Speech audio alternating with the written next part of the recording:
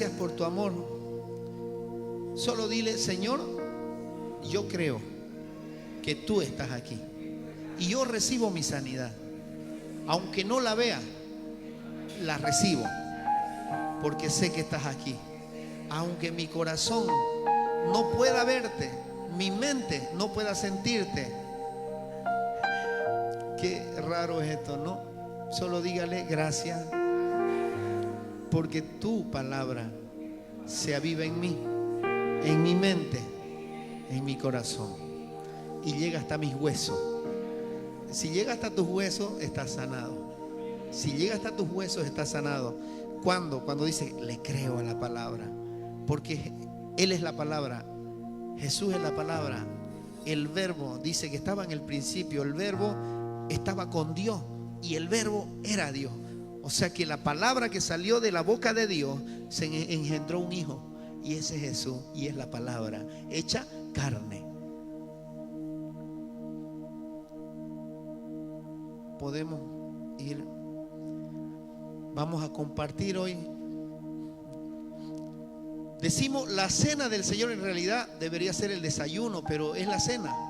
La adelantamos, ¿no? La adelantamos. Vamos a compartir el pan. ¿Ya? Vamos a compartir el pan. Vamos a compartir lo que hizo Jesús. Vamos a recordarlo. Diga: vamos a recordarlo. Porque de esta manera nos unimos a Él. Nos unimos con su Espíritu Santo. Qué maravilloso, ¿no? Qué privilegio estar aquí. Qué privilegio estar a su lado.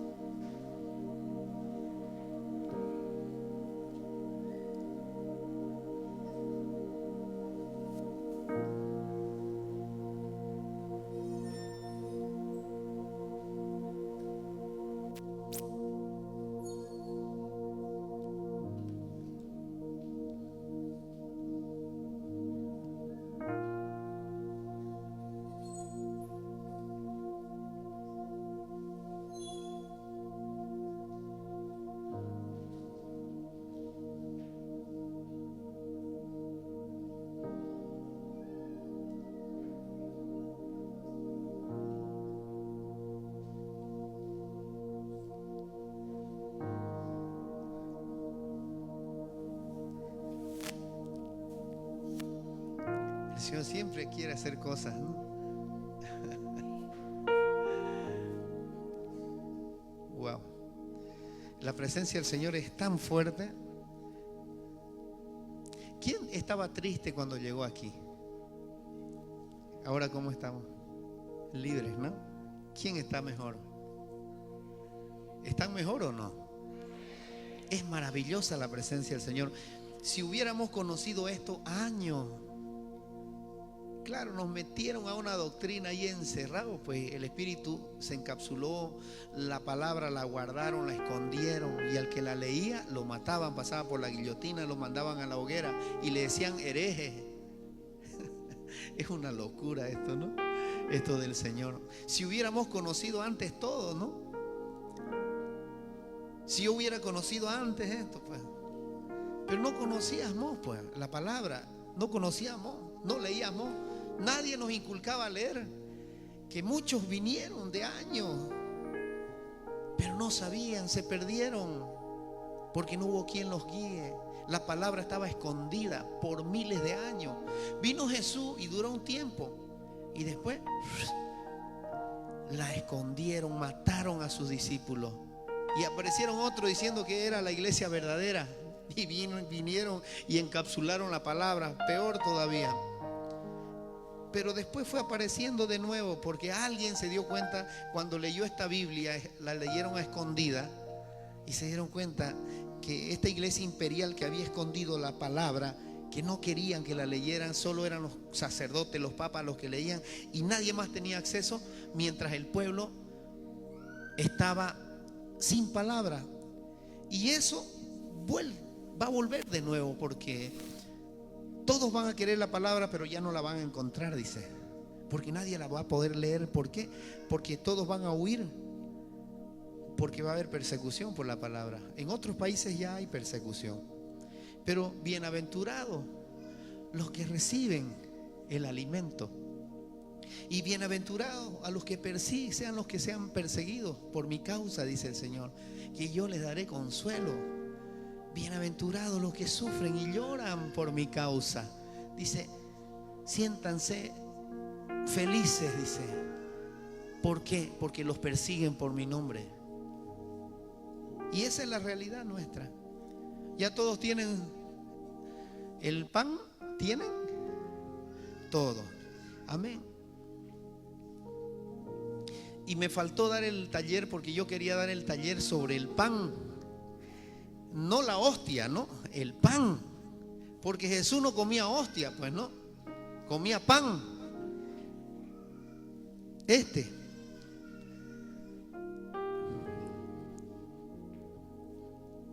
Pan.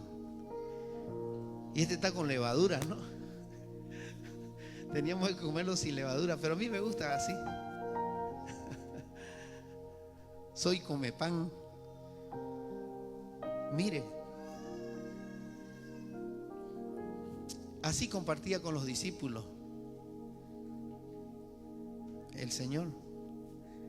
Y compartían el pan. Y después nos dan un pedacito de galleta, ¿no es? Y lo hacen todavía a Jesús, lo convierten en Jesús ese pan. Pero yo no quiero hablar de eso. En el taller que dimos, yo tenía que hablar un poco sobre el pan. ¿Y qué era el pan? ¿Y qué significa el pan? ¿Qué significa cuando dice coman mi cuerpo y beban de esta sangre y tendrán realmente vida? Dice la palabra. Entonces ahí es donde está la confusión, ¿no? Y los judíos se escandalizaron y dijeron, ¿cómo es que este nos puede dar su carne y su sangre? Está loco este, ni que fuéramos caníbales. Porque eso pensaban ellos cuando Jesús, coma mi cuerpo, que este cuerpo y este pan, y van a tener vida. Y esto dice que muchos discípulos dejaron de seguirlo por eso, porque ellos creían que era su cuerpo, pero no se refería a su cuerpo, porque ¿quién era Jesús?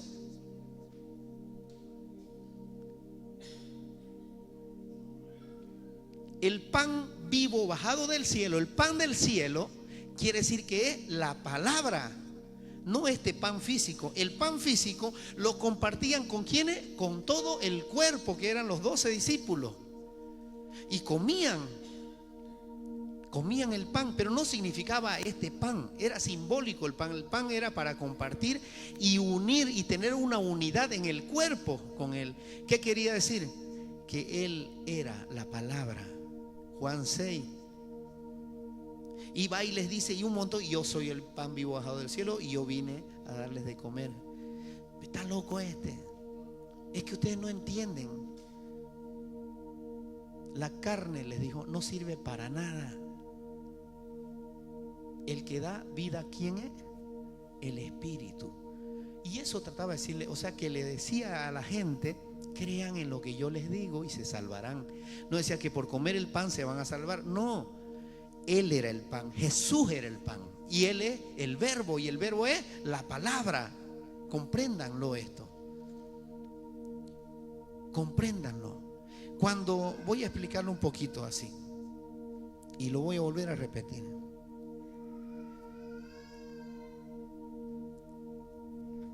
Este es Dios, y dentro de Dios está la palabra, ¿cierto? Y cuando Él saca la palabra y nos las entrega a nosotros, su palabra se hace carne. Y al hacerse carne, ¿qué sucede? Quiere decir que es un enviado. Entonces Jesús viene en carne. O sea, Dios era Dios, y dice, en el principio el verbo estaba con Dios, dice. O sea, el verbo es la palabra, ¿cierto? Vamos a repetir, el verbo era la palabra y estaba con Dios, estaba dentro. O sea, es la palabra de Dios, es el verbo. Y cuando la lanza, y el verbo era Dios, dice. Y cuando la saca esa palabra y la entrega a nosotros, Juan 1, quiere decir que, ¿qué hace la palabra? Se transforma en una persona y engendra en María, el Hijo. Entonces esta palabra, que es la de Dios, viene y se engendra y se hace carne. Por eso Jesús caminaba y nos entregaba el amor de Dios, los evangelios, nos entregaba todo.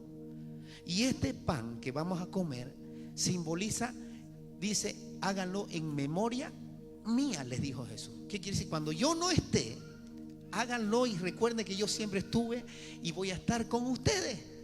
No es que este sea Jesús, es el pan que nos une a todos y nos hace un solo cuerpo. Amén. El pan nos hace un solo cuerpo, porque este pan significa la unidad que yo tengo con Él en el amor. Hermano, compartir un pedazo de pan, este pedacito para vos, este para vos, este para vos. Quiere decir que todos vamos a compartir, ¿qué cosa? El amor de Dios, recordando que Él estuvo con nosotros.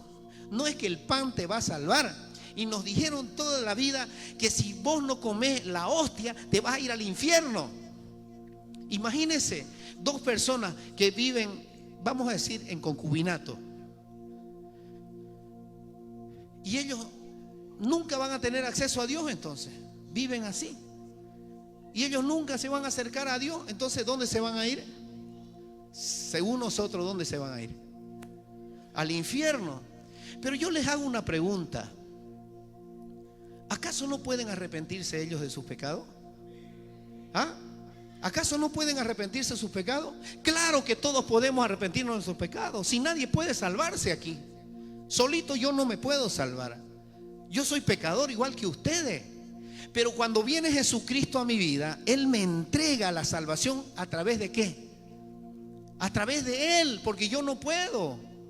Entonces, cuando yo reconozco a Jesús como mi Señor, mi Salvador, el único que vino del cielo, el Rey de Reyes, y se hizo hombre como nosotros, yo le creo a Él, y entonces Él ve mi corazón y dice: este hijo me cree. Por lo tanto, yo lo declaro mi Padre, lo declaro que Él es mi Salvador. En ese momento, cuando yo creo de todo corazón que Él me salvó, yo tengo vida eterna.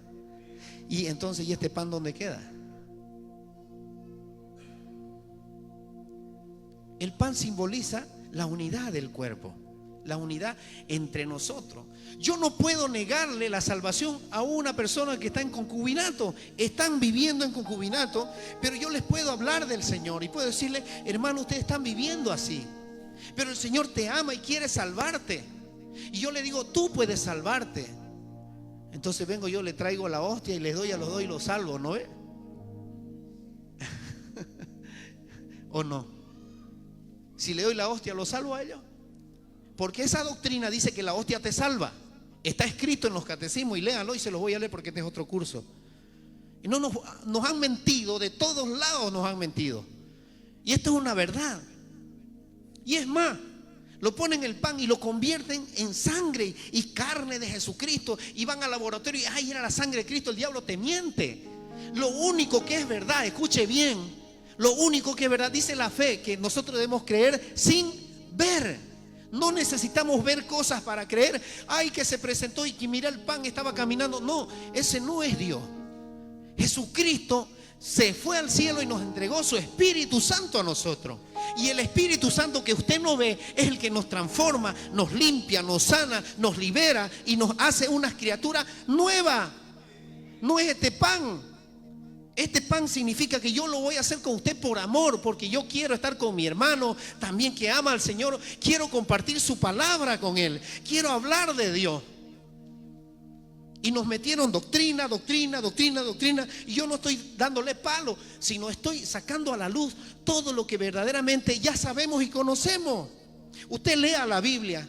En ninguna parte dice que después de que Jesús se fue al cielo, este pan se iba a convertir en cuerpo de Él. Eso no dice la Biblia. Eso lo inventaron los hombres. En ningún momento. Por eso es que yo, este pan que agarro aquí, lo hago para compartirlo con usted con amor. Acuérdese que Jesús estuvo con nosotros. Y usted representa a ¿quiénes? A los discípulos. Los discípulos ya pagaron, ya se fueron. Y les dijo el Señor: y ustedes se sentarán en 12 tronos y juzgarán a las tribus de Israel. Y estos discípulos, estos apóstoles que tomaron su lugar con Jesucristo, era la iglesia que Jesucristo había formado y había fundado en ese tiempo. Y vino en Hechos 2 y recibieron el Espíritu Santo, y el Espíritu Santo los selló y les selló con un pacto de darle poder y autoridad para que todas las naciones conocieran de que Jesucristo es el Señor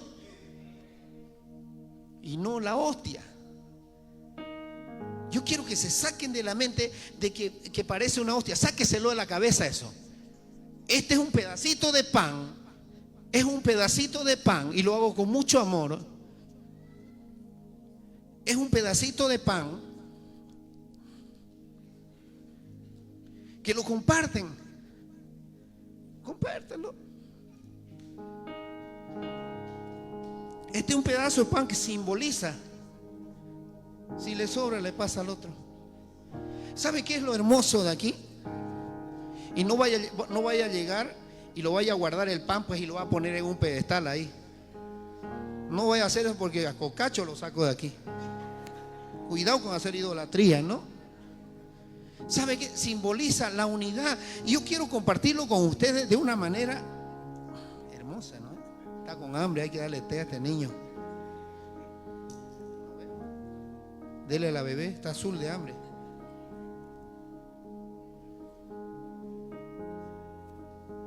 ¿Ve?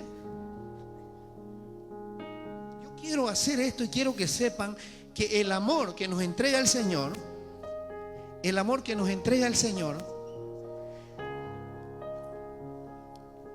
es la unidad que hay entre nosotros. El amor quiere decir que no hay levadura, que no hay malicia, que no hay envidia, que no hay pelea, que todos nos amamos con el amor de Dios.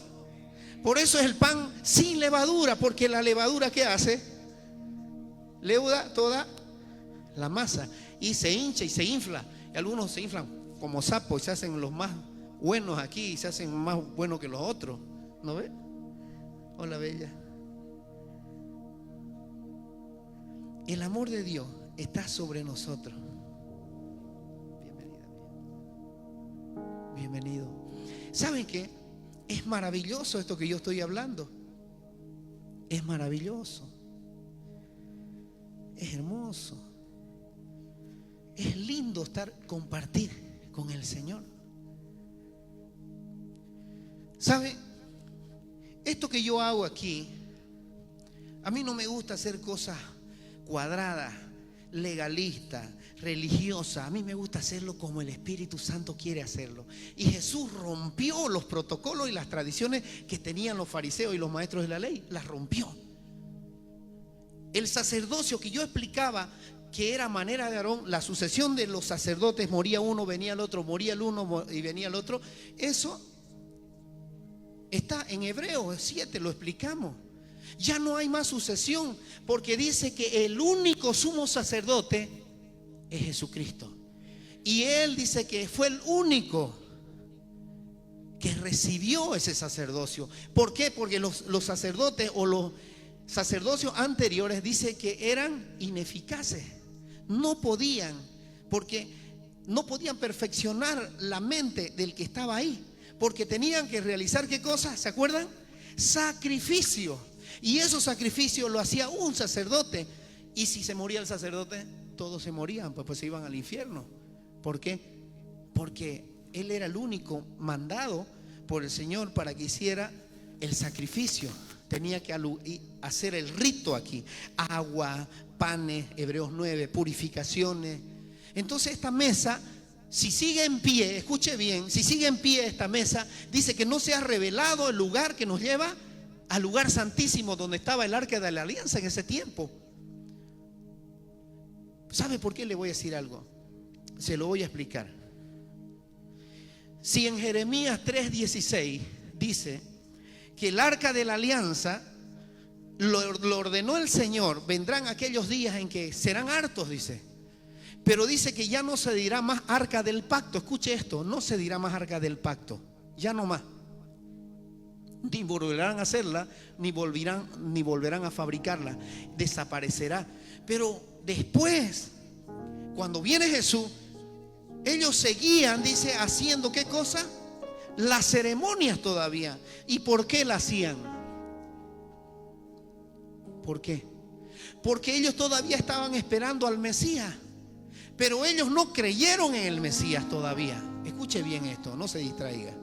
Ellos no estaban esperando al Mesías. Llegó el Mesías, pero seguían esperando. Por eso seguían los ritos y la ceremonia. Esperando al Mesías. Entonces ellos siguieron con los pactos. Y no se parece que volvieron a fabricarla de nuevo, porque dice que estaba el lugar santísimo atrás. Y cuando el Señor muere en la cruz, rompe el velo del templo. Y se rompe, ¿para qué? Para darnos acceso a nosotros. Lea la Biblia, Hebreos 7. Cuando Jesús muere en la cruz, se rasga el velo del templo. Y el velo era esa cortina grande donde ocultaba el lugar santísimo, que era donde estaba el arca de la alianza, que era poderoso.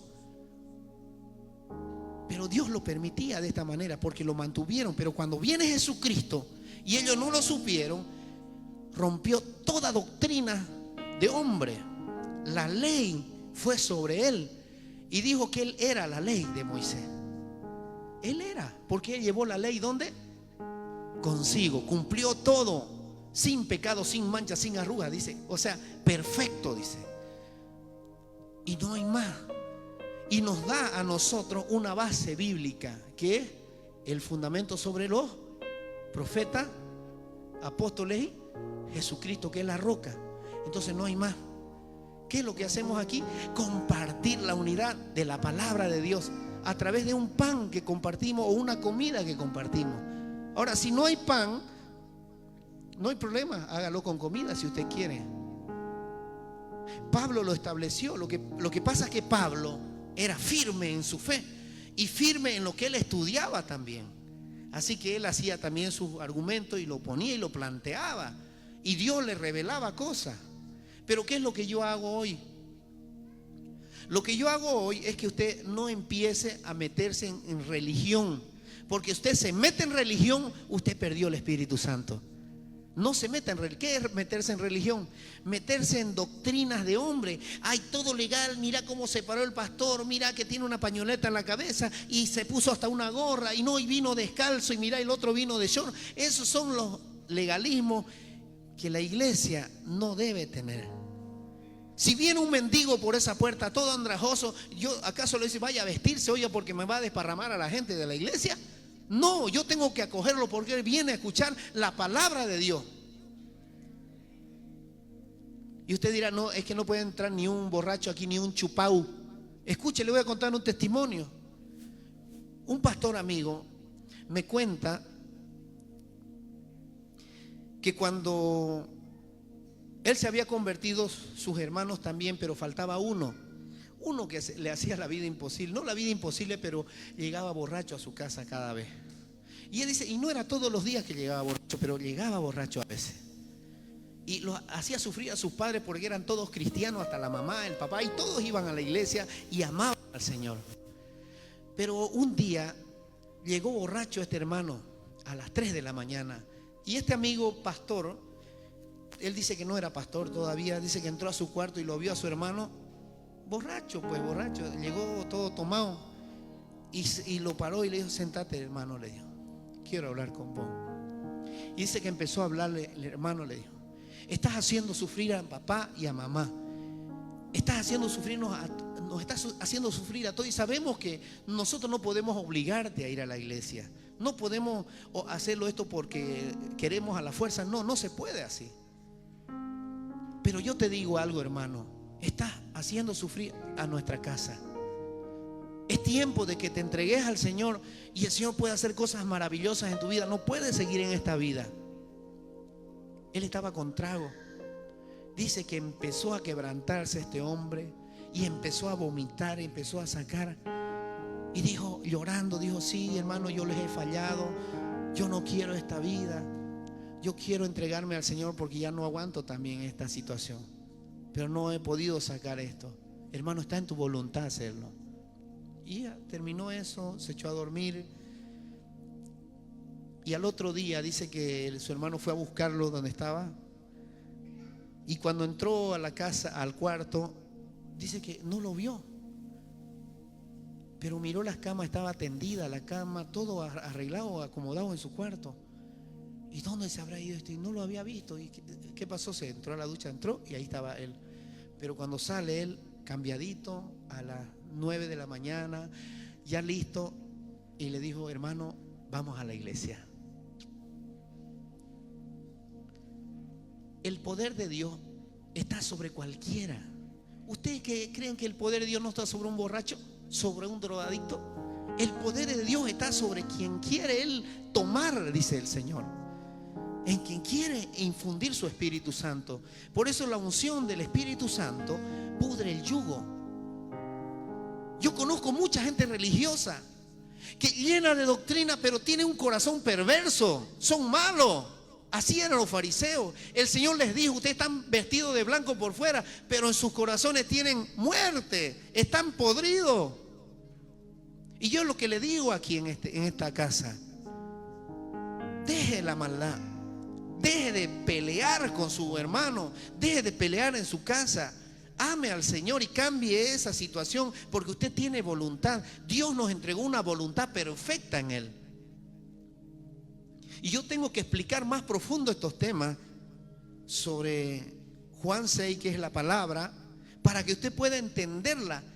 Que el sacrificio lo hizo, dice Hebreos 7, una sola vez y para siempre. No podemos sacrificarlo día tras día y tras día al Señor. Y que volvió el Señor y se hizo carne y lo volvemos a sacrificar de nuevo. Eso es una herejía. Es una herejía, hermano. Y obró Dios. No, Señor, es una herejía, porque la palabra dice otra cosa. Y le digo algo, y que yo en este tiempo que estuve experimentando, y hace tiempo, el Espíritu Santo nos revela la verdad que hay en la palabra. Ahora pregúntese cuántos millones de cristianos hay convertidos al cristianismo. ¿Por qué? Porque se convirtieron por la palabra. Les entró el gozo, les entró el amor, les entró todo por la palabra, y cambiaron su corazón de la maldición, de la rebeldía. Se volvieron al Señor y cambiaron su vida. Y entró el Espíritu Santo en ellos. Porque cuando usted se bautiza, viene por conciencia. El bautismo es por conciencia. Y lo voy a volver a repetir. A esta niña, si la bautizan ahorita, ¿usted cree que sabe qué es el bautismo? No sabe. No, pero es que su padre se la entrega. Serán pues ustedes pues. Pero ella no sabe nada. Vení. El Espíritu Santo, ¿qué va a hacer? Nos da conciencia de pecado. Y cuando usted se bautiza, usted recibe el Espíritu Santo y es un nacido de nuevo. ¿Por qué? Porque usted por voluntad dijo: yo quiero seguir al Señor. Y esto nos trajo al bautismo a nosotros y nos hizo verdaderos hijos. ¿Por qué? Porque lo hicimos por voluntad de corazón. Y la entrega a Jesucristo es creer en Él, dice. Todo el que crea y sea bautizado será salvo. ¿Acaso el niño cree? Niño, pues convertiste de una vez. No le voy a decir pues a él. ¿Y él qué me va a decir pues? Agú, agá. Me va a decir. Y yo me voy a reír. ¿No ve? Un niño, a los niños se los presenta como Jesús fue presentado en el templo. Así era la costumbre judía. Pero nosotros somos gentiles. Hemos sido como ramitas injertadas ahí a Jesús. Es maravilloso el Señor. ¿Por qué la gente se pierde? Porque no conoce la verdad. ¿Quién dice amén? Entonces creo que los talleres después de esto van a seguir. Vamos a buscar temas que sean profundos. No para confundir a la gente, sino para sacarla a la luz. Porque eso es lo que quiere el Señor. ¿Quién dice amén? Entonces compartimos el pan, el cuerpo del Señor, que somos, porque dice la palabra que todos formamos un solo cuerpo. ¿Y cuál es el cuerpo? El Espíritu de Dios nos hace uno, porque nos bautizamos en un solo bautismo, en el mismo. ¿Y qué es un solo bautismo? En Cristo. En Cristo, digan Cristo. Es un solo bautismo en Cristo. Y si renovamos el bautismo una y otra vez, dice que es en Cristo, es un solo bautismo. No es porque te bautizaste otra vez vas a ser hereje. No, es porque es en Cristo, es un solo bautismo. Porque mucha gente se perdió y dijeron: yo quiero renovar mi bautismo porque realmente le fallé al Señor. Bueno, hermano, no necesitas bautizarte, le digo, solo arrepiéntete. Arrepiéntete de tus pecados y el Señor te va a librar, porque ya fuiste bautizado. Amén. Gracias, Señor, por este pan, porque lo compartimos, Señor, con cada uno de ustedes. Coma, coma.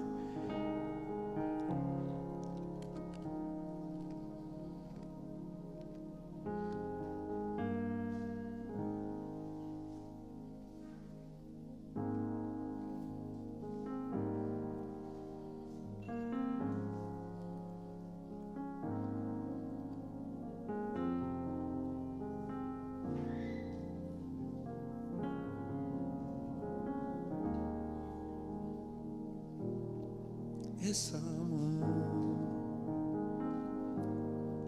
la plenitud con que me entregas es amor. Todo el silencio y todo tiempo es amor. Entre tú y yo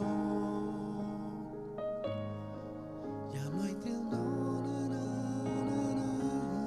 no hay dolor. Es amor. Mírele a su hermano donde está ahí.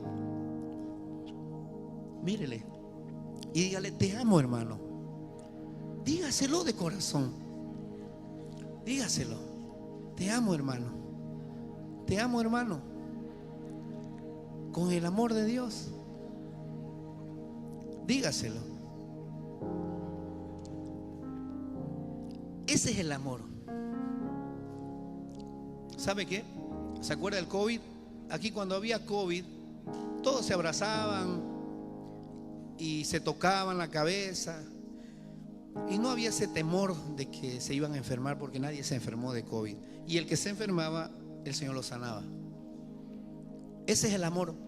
Y ese es el poder que le dio el Señor a los discípulos, de sanar, de liberar, pero no hacer cosas religiosas. Me vieron a mí un día haciendo esto, un sacerdote. ¿Y quién se cree este?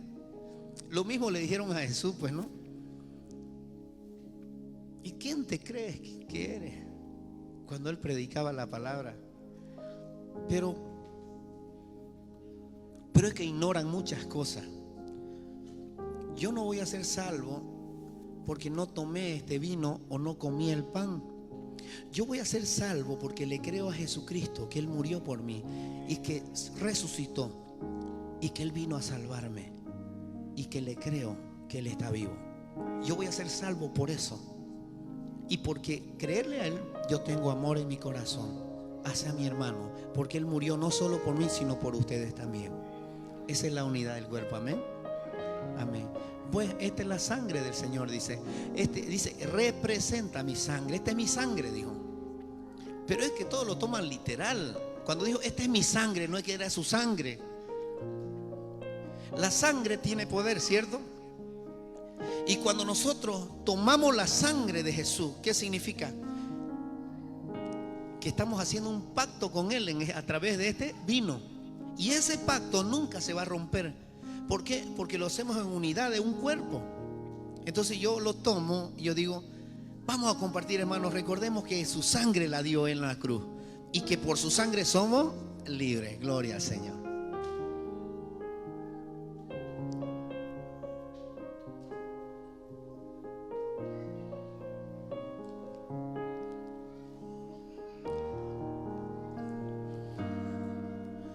Qué hermoso el Señor, ¿no?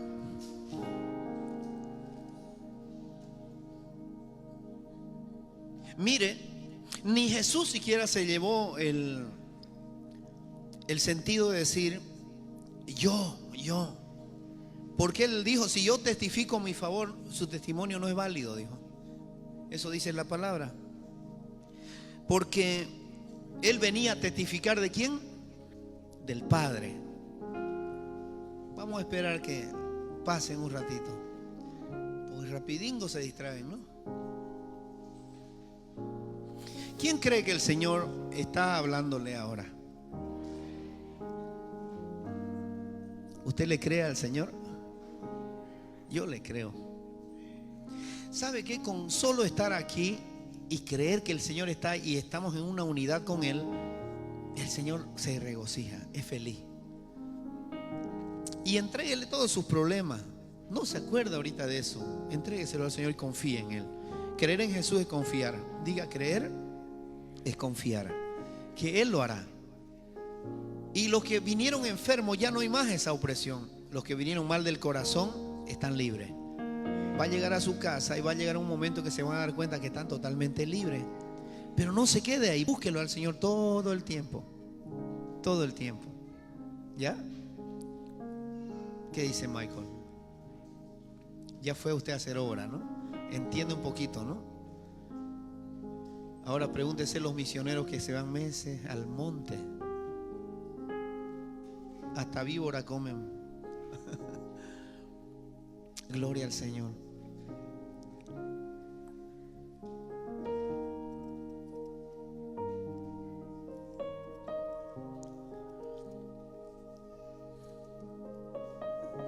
Precisamente por esto los judíos perseguían a Jesús. Ya me cambió el plan el Señor ahora. Me cambió todo. Ahora, lo que yo hable ya es de parte del Señor. Dice Juan capítulo 5, precisamente por eso los judíos perseguían a Jesús, pues hacía tales cosas en sábado. Pero Jesús les respondía: mi Padre aún hoy está trabajando y yo también trabajo.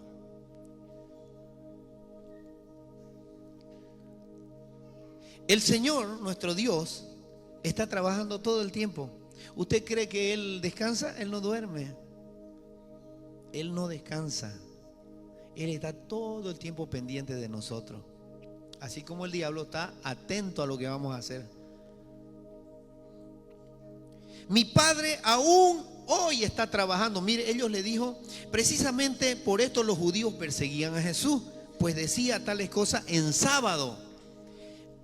La antigua ley y el mandamiento que dio el Señor es que se descansara el día sábado, se los dijo a ellos. Pero Jesús vino a llevarse todo en él, la ley. Pero Jesús le respondía: mi Padre aún está trabajando hoy y yo también trabajo. Así que los judíos redoblaban esfuerzo para matarlo, pues no solo quebrantaba el sábado, sino que incluso llamaba a Dios su propio Padre. Él es mi Padre también. Él es mi Padre. No me vayan a decir hereje. Ya te está hablando. Es mi Padre, pues. Es mi papá. ¿A quién más me voy a aferrar? Si Él es mi Padre. Y es Padre de ustedes también. Cuando Jesús resucitó, María Magdalena fue a verlo. Y dice que cuando lo vio, él fue a preguntarle dónde lo habían puesto. Y era el mismo Jesús que le preguntaba, porque Jesús estaba distinto, porque había resucitado, estaba, como dice la palabra, transfigurado. ¿Qué quiere decir? Estaba con una luz especial. Hasta su rostro resplandecía, era diferente. Lo mismo como Moisés cuando bajaba del monte, todos lo veían. Mira cómo está su rostro, mira su cabello, cómo brilla, cómo está diferente su cara. Entonces así era Jesús, por eso no lo reconocieron en el camino de Emaús. Y viene María Magdalena y le pregunta: dime, Señor, ¿dónde lo han puesto? Y él le dijo que él era. Y quiso tocarlo a Jesús. Y le dijo: no me tocas, María, no me toques. Aún no he subido. No he subido donde mi Dios, mi Padre, el Padre de ustedes también, le dijo. Le dijo a María Magdalena: el Padre de ustedes. Ese es nuestro Padre. No nada de chafras, que los santitos aquí, esto acá. No. Vayan de los brujos, ahí va a pillar todingo eso. Vaya, lo desafió. Vaya, sáquele foto y tráigamela y va a ver que lo que le digo es cierto. Cantidad de fotos. Está la imagen de Jesús, de María, está la imagen de todingo los santos. Y ellos confunden a la gente, pues, ¿no? Mire, si tengo la imagen de Jesús aquí. Claro. Mire, con lo que él mismo se hacía igual a Dios. Entonces Jesús afirmó: ciertamente les aseguro que el Hijo del Hombre no puede hacer nada por su propia cuenta. Jesús no puede hacer nada por su propia cuenta. Entonces eso nos indica a nosotros, es un indicador para nosotros, que nosotros no podemos hacer lo que nos dé la gana. No podemos hacer lo que nos plazca, porque estamos en Cristo y debemos ser, ¿qué cosa? Obedientes al Padre. Yo no lo estoy diciendo, lo dice la palabra. Así que no me vaya a echar la culpa, el pastor es malo. Yo cumplo con lo que el Señor me habla a mí. Entonces, si el Padre tiene un mandato para usted, y Jesús, que es su Hijo, y nosotros somos hermanos de Jesús, algunos dicen igualado, dicen, ¿no? Es mi hermano Jesús, es mi hermano, pues. Mi hermanango es Yeshua, es mi hermano del alma. Diga, mi hermano del alma. ¿Sabe por qué? Porque Él es nuestro hermano. Vino como hijo, no vino como padre, vino como hijo y hecho hombre, hombre como nosotros, con cansancios, con tristeza, con todo. Porque Él no vino como Dios, vino como hijo, hecho hombre, para que no digan, mira, este pues tiene los poderes. No, vino como hombre, sufrió, se bautizó. ¿Para qué? Para que cumpliéramos lo mismo también. Entregó el ministerio. ¿Sabe qué dicen? Muchos, para tratar de desmentir lo que dice la Biblia, hay un padrecito que es dañino. Y se lo voy a decir públicamente. Yo no quiero atacar a nada. El padre Luis Toro está confundiendo y está llevando muchas almas al infierno.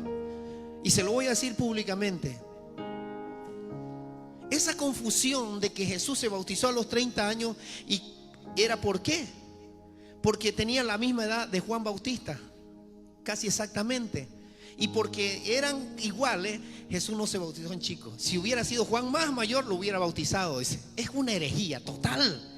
Dios nos libre. Es una tontería.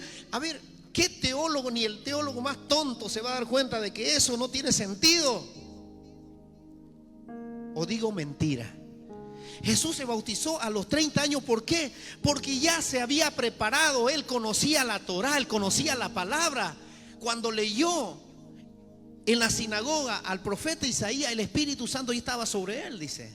Y no lo decía por el texto, porque el profeta había anunciado de que este Mesías iba a anunciar que el Espíritu de Dios iba a descender sobre él. Y yo estoy diciendo verdades aquí, no estoy diciendo mentira. Y si usted dice que estoy diciendo mentira, lea la Biblia, léalo. ¿Por qué se bautizó Jesús a los 30 años? Porque ya era maduro, un hombre que podía pensar, tenía conciencia, podía pensar por sí mismo. ¿Y qué hizo a los 30 años? Fue a buscar el bautismo y le dijo, Juan. Y Juan le dijo, no, Señor, yo no te voy a bautizar. Es lo mismo que le dijo a Pedro, lávame los pies, Pedro. No, Señor, no te voy a lavar los pies. Si Juan, si no me bautizas, no tendrás parte de mí. Pedro, ¿y qué pasaría si Juan no lo bautizaba a Jesús? A ver, ¿qué pasaría? Estaba escrito que tenía que bautizarlo. Así como Judas muere, Judas, estaba escrito que lo iba a traicionar a Jesús y alguien tenía que venderlo para que se cumplieran las escrituras. Lo mismo que Juan. Juan estaba destinado a bautizar a Jesús. Así que no me vengan a cambiar la palabra de Dios. Entonces a los 30 años viene y se bautiza, ¿quién? Jesús. Y le dice, Juan. Y lo mira a Juan. Y Juan, Señor, le dice, no soy digno de bautizarte. Señor, tú vienes a mí. No, Señor, yo necesito. Juan, hagámoslo, dejémoslo así por ahora y cumplamos con lo que Dios exige. Lea Mateo 3:13, se lo vuelvo a repetir, porque nadie puede turbar nuestra fe. Eso no lo sabíamos nosotros. pero el Espíritu nos llevó a eso. Entonces cuando se bautizó Jesús, bajó el Espíritu de Dios sobre él. Entonces, pero dice, no, si era Dios, no, era hombre. Y él tenía que hacer lo mismo que hicimos nosotros. ¿Por qué? Porque Dios tiene normas y reglas que no se las puede alterar. Porque Dios lo tiene que hacer. El diablo es el único que vino cayendo por otro lado y se trepa con un bandido y un ladrón a la casa de Dios. Entonces Jesús tenía que venir como nosotros para que se cumpliese todo lo que Dios había dicho por boca de los profetas, porque así tenía que ser. Entonces se bautiza, recibe el Espíritu Santo. El Espíritu Santo lo empuja, lo manda al desierto y empieza él a pasar su ministerio, pruebas, luchas, hambre, todo. Entonces estaba ya, después de esos 40 días, sale preparado en oración para entregar la palabra. ¿A quiénes? A los judíos. Y es así como él hace la voluntad del Padre, lo mismo que nosotros. Usted se bautiza, usted recibe el Espíritu Santo, empieza su tiempo con el Señor y empieza a caminar bajo el ministerio de evangelismo, que es el primero. El evangelismo es el primer ministerio que Dios te entrega, porque entregaste tu vida. Él te entrega la promesa de ser un hijo y que hagas lo mismo que hizo Jesús. Amén. ¿Lo toma o no? Ahora, si estoy mintiendo, dígale, bórrela la Biblia, pues, y haga su Biblia. Yo estoy bajo la palabra. Mire, y dice: ciertamente les aseguro que el Hijo del Hombre no puede hacer nada por su propia cuenta, sino solamente lo que ve que su Padre hace. Porque cualquier cosa que hace el Padre, la hace también el Hijo. Y si el Padre hace algo bueno, ustedes como hijos de Dios también tienen que hacer lo que hace el Padre. Entonces nuestro Padre ya no es el mundo, no es el diablo, no es tu padre de carne, es Dios. Sus padres vinieron corriendo: hijo, ¿dónde estaba? ¿Se había perdido Jesús? No, no se había perdido, estaba en el templo, estaba predicando. Y le dijo: Jesús, nos preocupaste, ¿dónde estaba? Le dijeron. ¿Y qué dijo Jesús? ¿Qué dijo Jesús? ¿Qué le dijo a sus padres? ¿Qué le dijo Emilio a su padre? Papá, ¿no ves que tengo que ocuparme de las cosas de mi padre? No le dijo papá. ¿Qué le dijo? No le dijo papá ni mamá. Ustedes, le dijo, ¿no saben que debo ocuparme de las cosas de mi Padre? Entonces yo le voy a decir algo más fuerte todavía. Si su Padre es Dios de usted y usted es un discípulo, usted, la honra primera que tiene que darle es a Dios. Y si su padre le dice: no vas a ir a predicar, no vas a salir, ¿quién tiene la voz primera? Dios, pues. Usted no puede nada contra un discípulo de Dios, contra un bautizado que ha decidido seguir a Cristo, que ha decidido seguir su ministerio. Usted no puede decirle: no, no vas a ir, porque yo soy tu padre y te mando. No, mi padre es Dios. Y no soy rebelde porque quiero servir a mi Dios. Tengo que ir a predicarle a mi Dios. En mi caso, yo no conocía bien del Señor, pero servía en un ministerio y tenía que desfilar con mi mamá. Yo amo a mi mamá. Y tenía un compromiso ese día, justamente pusieron una fecha junto con el desfile de mi promo. Y mamá me llama: hijo, tu desfile está tal fecha. Sí, mamá, pero perdóneme, no voy a poder desfilar porque tengo un compromiso en una campaña, voy a ir a tocar. Ya mi hijo está bien, no se preocupe. Gracias a Dios, mi madre nunca renegó contra eso. O sea, siempre me dio la libertad de que yo lo hiciera.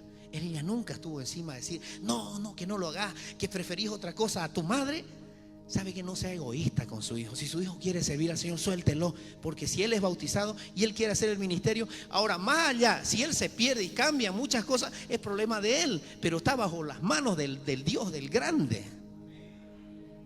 Por eso es que la iglesia no avanza, porque atan y se atan en el mundo. Que tenés primero que sacar tu profesión, y si no sacás tu profesión. Yo empecé a estudiar a los 29 años, a los 30. Yo ya tenía una profesión antes, pero era empírico y trabajaba y ganaba de eso, pero no había estudiado todavía, estudiaba cosas técnicas. Y mi esposita me dijo: amor, usted tiene que estudiar, me dijo. Bueno, le digo yo. Yo nunca me negaba nada. Me decían: ¿podés así? Sí, yo era a todo, le decía sí. Nunca decía no. Y ella me enseñó que, ya pues, me dijo, algunas tienen que decir que no, pero es que no puedo. Vaya, papacito, ¿podés ayudarnos acá? Claro, le decía. Volaba yo donde. Yo era Milmano, me decían el hombre orquesta, porque estaba en todas. ¿Y sabe qué? Y ese era mi carisma. Ese era mi carisma. Ayudar a todo el mundo. Prestaba plata, pero claro, si tenía, hasta Odingo se lo prestaba. No negaba. Me quedaba sin plata, yesca, por ver feliz a un amigo, a alguien. Y desde niño fui así. Tenía una profesora en el colegio. Tenía 11 años yo. Trabajaba en una heladería. Trabajaba ahí, hacía los helados, hacía las chichas, hacía los refrescos. Yo hacía las mezclas de los helados, como los helados Patorroca, los de Montero, ¿conocen? Esos helados ricos, así los hacía, riquísimos. Y yo le ponía mi sazón, así me gusta más, decía yo, y le aumentaba. Y me decía, doña Gloria me decía: hijo, no le vas a poner mucha esencia porque se gasta mucho. Ya, le decía, le aumentaba otro poquito más rico, pues salía. Entonces yo le daba el toque. Yo le cuento esto y recuerdo que esta profe, me acuerdo de la profe Goldie. Un día estaba parado yo ahí en la heladería y ella llega en la tarde: hijo, me dijo, ¿cómo estás? Hola, profe. Le dije: no quiero un helado. Ya le estaba invitando helado a la profe. Y yo me lo descontaba, ¿no? Ya debo un helado, decía. Hijo, quiero pedirte un favor, me dice. Quisiera pedirte, ¿vos ganás sueldo aquí? Sí, profe. Y ella me dijo: ¿será que podés hacerme un favor? ¿Cuál, profe? Si podés prestarme unos 600 pesos. Y ese era mi sueldo, 600 pesos. Es que necesito, yo sé que trabajás. ¿Cuánto ganás esto? Ay, pero te voy a dejar sin plata, me dijo. No, no importa, profe, pero un mes pasa rapidingo y cuando usted pueda me lo devuelve, le dije. Claro.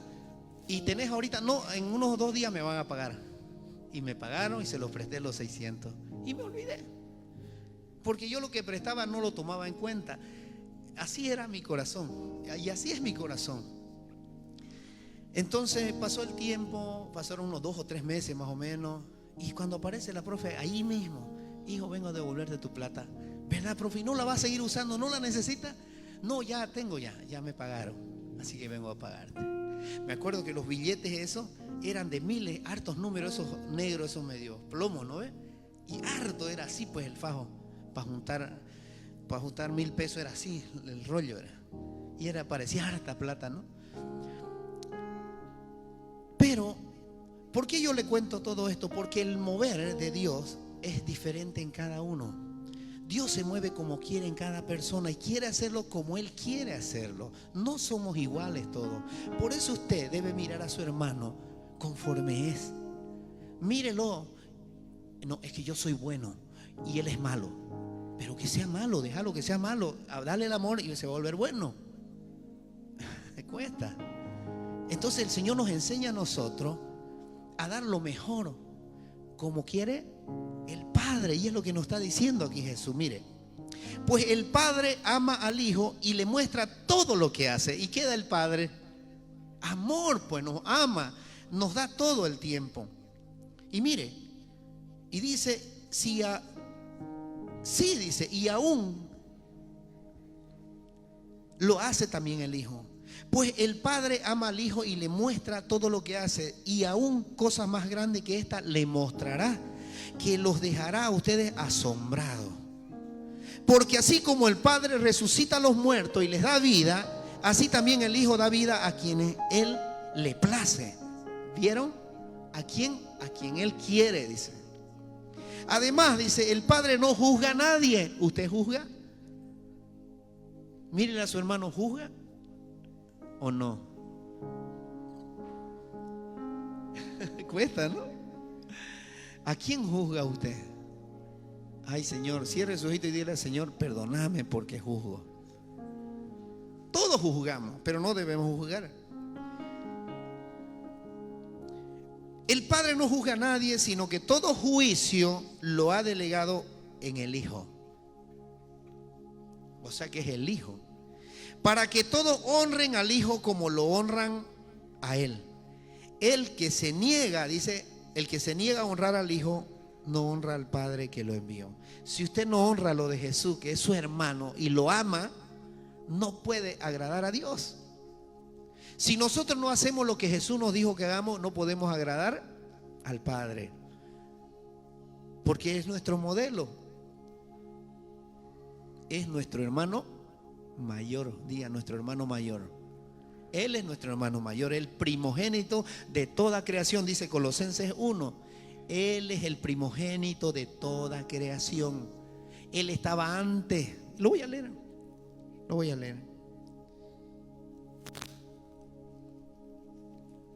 Si tiene su Biblia, busque Colosenses.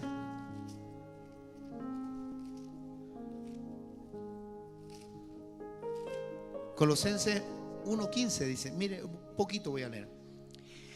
La supremacía de Cristo. Él es la imagen del Dios invisible. No dice un Dios que vemos, ¿no? Invisible, diga Dios invisible. El primogénito de toda creación. O sea, si escuchan ustedes bien, es el primogénito de toda creación. Cuando yo dije que en la boca de Dios sale la palabra, el verbo, y la palabra, ¿qué es lo que hace? La palabra crea. Entonces quiere decir que el verbo creó los cielos y la tierra, nos creó a nosotros, porque ¿quién dijo? El Padre, y se hará los cielos y la tierra. Entonces de la boca de Dios sale el Hijo, y el Hijo es la palabra. Amén. Entonces, porque por medio de Él fueron creadas todas las cosas en el cielo y en la tierra, visibles, invisibles, sean tronos, poderes, principados, autoridades, todo ha sido creado por medio de Él. Creó a los discípulos, nos creó a nosotros, creó a la Virgen María, creó a todos. Y hay una chipadera ahí, ¿no? Que dice que la Virgen nos lleva a Jesús. No, el primogénito de toda creación ya existía antes que la Virgen, antes que la madre de Jesús, porque la madre de Jesús fue madre de Jesús hecho hombre, no se confunda. La madre de Jesús fue madre de Jesús hecho hombre, para que se cumpliera lo que el Padre había establecido, no lo que María quería, lo que el Padre hubiera establecido en los cielos y en la tierra. No se confunda, la palabra no dice otra cosa, dice eso, que cuando José iba a tener a María por esposa, dice, se enteró que estaba embarazada por obra del Espíritu Santo, y él dijo que no quiso nada con ella, pero no lo publicó para no dejarla mal, dice, porque pensó que le había sido infiel. Es claro, él dijo, esta se ha metido con otro hombre, pero no, ella era por el Espíritu Santo que había engendrado un niño. Entonces el ángel le habló a José en sueño y le dijo, no, le dijo, tranquilo José, María ha sido engendrada por obra del Espíritu Santo y dará a luz un hijo y le pondrá de nombre Emmanuel, que quiere decir Dios con nosotros. Y dice la palabra, y no tuvieron relaciones hasta que Jesús nació. Amén. Y dice aquí, ciertamente, el versículo 24, les aseguro que el que oye mi palabra, el que oye mi palabra y cree al que me envió, tiene vida eterna y no será juzgado, sino que ha pasado de la muerte a la vida. Sino que ha pasado de la muerte a la vida. Ciertamente les aseguro que ya viene la hora y ha llegado ya, dice. ¿Quién dice esto? ¿Quién dice? ¿Quién dice eso? Yeshua. Y ha llegado ya en que los muertos oirán la voz del Hijo de Dios, y los que la oigan vivirán. Los que la oigan vivirán. Porque así como el Padre tiene vida en sí mismo, así también ha concedido al Hijo el tener vida en sí mismo. Entonces, ¿cuándo viene lo espectacular, lo asombroso? Cuando Jesucristo muere y está en la tumba. ¿Quién lo resucita a Jesús? ¿Quién lo resucita a Jesús? ¿Quién? José, Pedro, Juan. ¿Quién? Dice, Él tiene vida en sí mismo. O sea, cuando Él muere y cumple el mandato en la cruz, es ahí cuando se le delega todo el poder.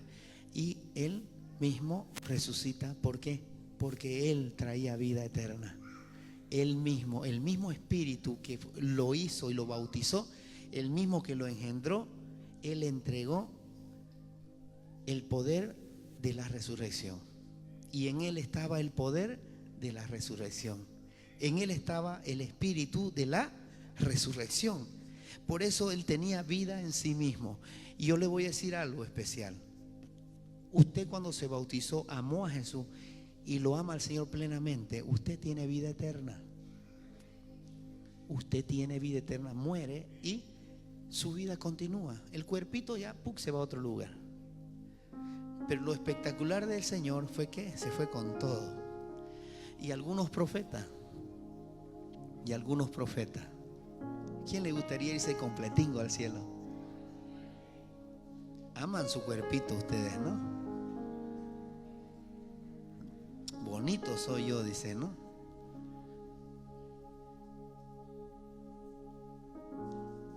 Qué hermoso, ¿no? Y dice, porque así como el Padre tiene vida en sí mismo, así también ha concedido al Hijo el tener vida en sí mismo y le ha dado autoridad. ¿Quién tiene autoridad en este lugar? Para juzgar, puesto que es el Hijo del Hombre. Cuando habla aquí de juzgar, no habla de juzgarlo a usted plenamente. Habla de ¿qué? De juzgar a los espíritus inmundos y sacarlos y echarlos a las cárceles eternas. Fuera, en el nombre de Jesús. Usted está haciendo, te ordeno en el nombre de Jesús, que sales de este cuerpo y sales y te vas a los abismos, a las cárceles eternas. Entonces, ¿qué hace usted cuando echa un demonio? Hace lo mismo que el Hijo hizo. Echar demonios en su nombre. Entonces tiene usted autoridad. Se nos delegó autoridad y poder. ¿Quién dice amén? Al tener autoridad y poder, usted tiene una delegación en usted para entrar a un campo que Jesús mismo se lo entregó a usted. Y no le dijo, te vas a bautizar y yo te voy a entregar el Espíritu Santo. Y no porque Él sabe que vas a fallar más después, ¿no? No le importa eso. Él es fiel y verdadero. Si tú cumples con la promesa de bautizarte, Él te entrega tu Espíritu Santo. Así es. No hay vuelta aquí. Él te lo entrega. ¿Será que este me irá a seguir? ¿Será que no irá a fallar? Ese no es Dios. Dios es fiel y verdadero y entrega lo que tiene que entregar. Ahora es tu problema si tú le fallas al Señor. Amén. No se asombren de esto, porque viene la hora en que todos los que están en los sepulcros oirán su voz y saldrán de allí. Los que han hecho el bien resucitarán para tener vida. Haga el bien. Pero los que han practicado el mal resucitarán para ser juzgados. Yo no puedo hacer nada por mí, por mi propia cuenta. Juzgo solo según lo que oigo y mi juicio es justo, pues no busco hacer mi propia voluntad, sino cumplir la voluntad del que me envió. ¿Y cuál es la voluntad del que me envió? Para Jesús había un propósito. Para nosotros también hay otro propósito. Y la voluntad del Padre es que nosotros tengamos autoridad sobre el mal para sacarlo de nuestra vida, sacarlo de la iglesia y sacarlo donde estorba, donde te hace la vida imposible. Amén.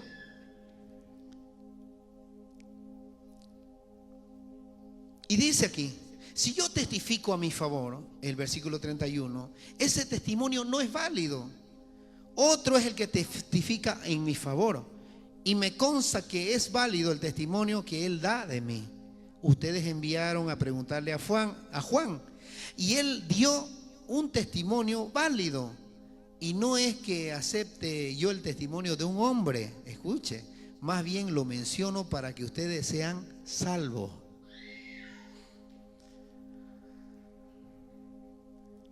Y le preguntó Juan cuando estaba en la cárcel a los discípulos, porque Juan estaba pues preso y le iban a cortar la cabeza y estaba triste ahí, tenía miedo como cualquiera. Y le preguntó a los, oigan, vayan a preguntarle a Jesús si él era el que iba a venir. Mire, pero si Juan lo bautizó a Jesús y sabía que era el Cordero de Dios. ¿Se dan cuenta cómo es frágil? Nuestro corazón se turba. Por eso Jesús nos dice, no se turben. Puede ser el profetanga del siglo, todos fallaron. ¿Y por qué? Para mostrarnos al Señor que solo Él es fiel y que solo Él tiene la capacidad de no fallar. Porque todos nosotros podemos fallar. Amén. El testimonio con que yo cuento tiene más peso que el de Juan, dice. Porque esa misma tarea que el Padre me ha encomendado que lleve a cabo y que estoy haciendo es la que testifica que el Padre me ha enviado. Y el Padre mismo que me envió ha testificado en mi favor. Ustedes nunca han oído su voz. Mire lo que le dice Jesús. Ni visto su figura. O sea, no han escuchado su voz ni han visto su figura. Ni vive su palabra en ustedes. ¿A quién les dijo? ¿A quién? A los fariseos. Porque no creen en aquel a quien me envió. Ustedes estudian con diligencia. Escuche esto. Ustedes estudian con diligencia las escrituras porque piensan que en ellas hayan la vida eterna. Mire de fuerte esto. Estudian las escrituras porque piensan que en ellas hayan la vida eterna. Y son ellas las que dan testimonio a mi favor. O sea, ¿qué le quiere decir? Usted puede leer la Biblia, pero se queda en incredulidad. Y dice, ¿será? ¿Será que Jesús está vivo? ¿Será que Jesús de los muertos? ¿Y será que Dios existe? A ver, diga que no. Pero Él les dijo, y las escrituras hablan a mi favor, le dijo. Ellas hablan de mí. Pero ustedes no lo creen, me están viendo aquí, pero no están creyendo. Yo le pregunto a usted cree que Jesús está aquí? ¿Cree que el Espíritu Santo ha venido? ¿Cree que el Padre está en este lugar?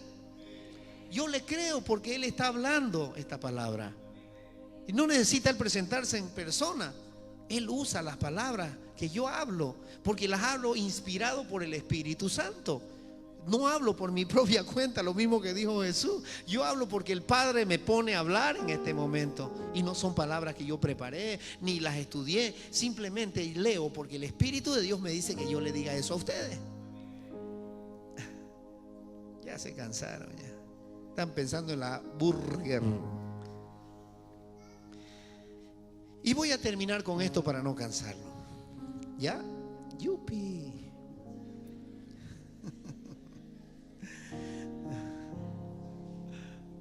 Los pillé, ¿no?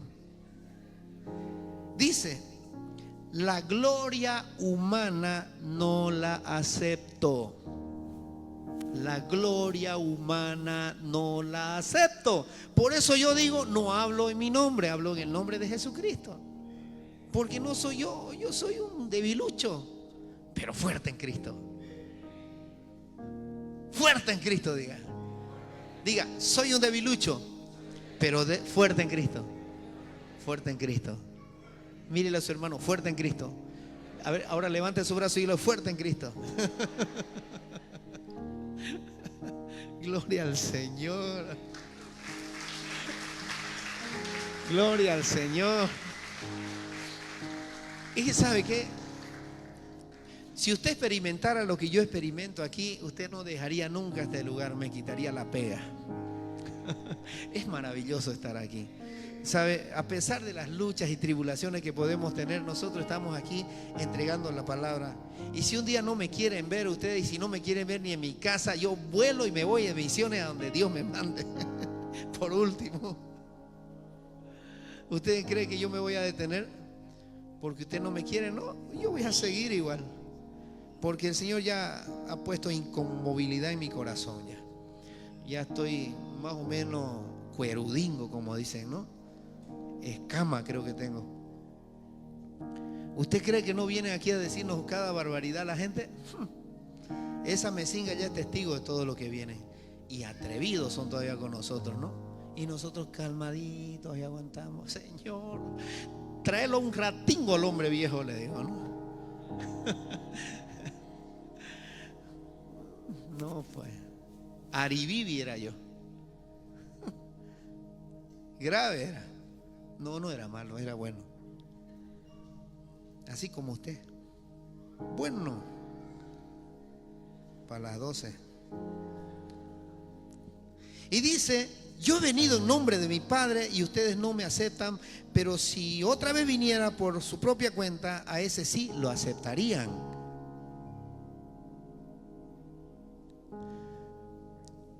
¿Qué entendió aquí? Dice: yo he venido en nombre de mi Padre y ustedes no me aceptan, pero si otro viniera por su propia cuenta, y es lo que está sucediendo en el pueblo de Israel, ahora está sucediendo eso, la palabra se está cumpliendo.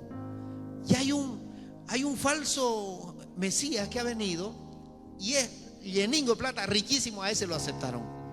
De verdad, ya lo aceptaron a ese. Y es el súper inteligente, súper dotado y todo, y él es el Mesías, los israelitas. Pero cuando venga el Señor en gloria, lo vean a Moisés y lo vean a Elías, ahí van a caerse el socoplón. Y cuando lo vean a Jesús bajando de las nubes, se les va a acabar todingo a ellos.